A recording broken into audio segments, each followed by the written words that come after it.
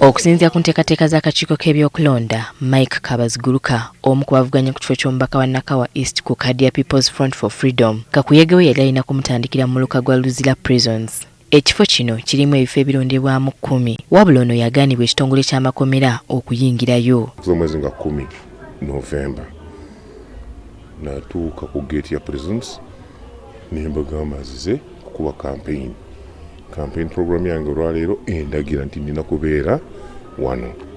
Ne baŋŋamba nedda ssebo tekijja kusoboka,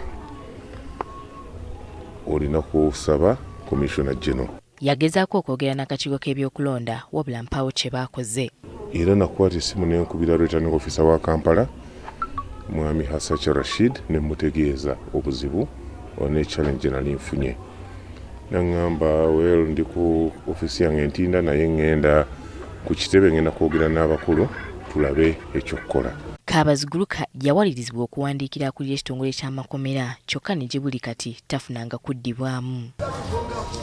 Ono tumusanze mu kirombe gy'abadde awenjeza akalulu mu nkola ya nju ku nju. Kwongera okusakira Kampala naddala ekitundu kyengenda okukiikirira ekya Nakawa okulaba nti mu Parliament tugezaako okukola buli ekisoboka kyonna okulanga budget ey'ensimbi ezisaasanyizibwa ku Kampala yeeyongerera ddala. Joy Kirabo nga naye avuganya ku kifo ky'omubaka wa Nakawa East ng'ali ku Bwannamunigina, akalulu abadde akawenjeza Mutungo Zone mu kitundu ekimanyiddwa nga Gulf.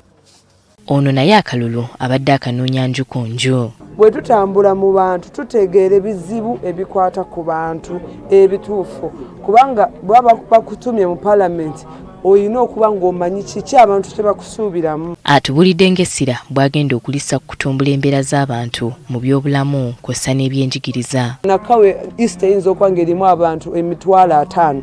Kati abantu 50,000 nga tetulina referral hospital, olowooza obulamu tubutambuza tutya? Obutaawukanako na Kabaziguruka n'abalala abavuganya ku bifo eby'enjawulo mu Nakawa East nabo bakugirwa okunoonya akalulu mu kifo kino. Abatali b'NRM tebatukiriza okukuba yadde posta mu prison, tebakuwa platform mu prison, tebakukiriza okuyingira n'emmotoka yo yadde ng'eriko sitiika yo, bakugamba tetukiriza wano ekifaananyi eky'ebyobufuzi. Balumiriza ng'eno bwe weeyambisibwa gavumenti okubbirayo akalulu. Ku lunaku lw'okulonda balemesa our polling agents okwaccessinga ekitundu ekyo ate nga waliyo polling stations. Kati bano baagala ebifo ebirondebwamu okugibwa mu kibangirizi ky'amakomera nga bwe guli mu bifo ebirala ebyokwerinda.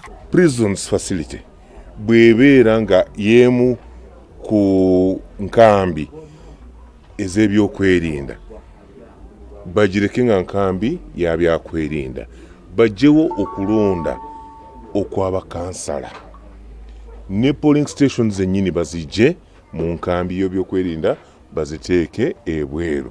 Akakiiko k'ebyokulonda n'ekitongole ky'amakomera yadde nga tebalabikidde ku kamera zaffe batubulidde nti amateeka tegakkiriza bantu kuwenja kalulu mu bifo bino. Ne bannakibiina ki People's Front for Freedom munisipaali y'Ekira akalulu bakawenjereza mu bitundu by'Ejjanda kw'ossa n'Embarwa. Bano babadde bakulembeddwamu omubaka wa munisipaali eno Ibrahim Semjunganda kw'ossa ne Meya Julius Mutebi. Mwabali wano njagala mmanye nti okulonda kwe tugenda mu Simbi nokwe abamu mmanyi okunyumiro ne mubeera ng'abalaba omupiira gw'amaanyi n'asima mugenda kusalawo butya bwe mwagala eggwanga lyammwe litambule emyaka 5 giddako. Mbaffe sirabulitadde ku byobulamu nti omuntu owa bulijjo atasobola lifelink, atasobola njerinaziya, atasobola gwakiri abeera ne walaga. Tuzinde wali kino twagenda okubeera ewaffe nabyo tugenda tiggulawo mu Desemba. Okuwenja akalulu kwakomekerezebwa nga 13 January omwaka ogujja.